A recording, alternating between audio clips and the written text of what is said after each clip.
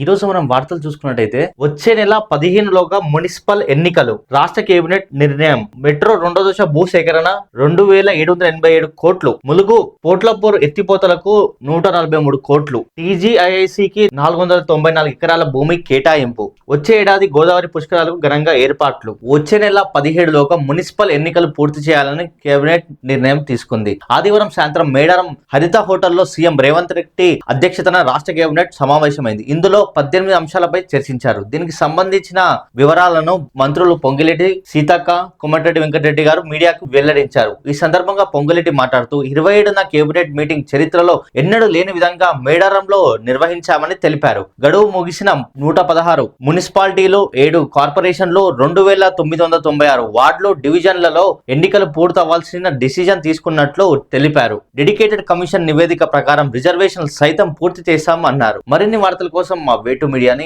పూర్తి చేశామన్నారు. వచ్చే నెల 15న శివరాత్రి, 16న రంజాన్ ఉందని సందర్భంగా ఆ లోపే ఈ ఎన్నికలు పూర్తి చేయాలని నిర్ణయం తీసుకున్నట్లు మీడియాకు వెల్లడించారు. మరిన్ని వార్తల కోసం మా వేటు మీడియాని సబ్స్క్రైబ్ చేసుకోండి. Thank you.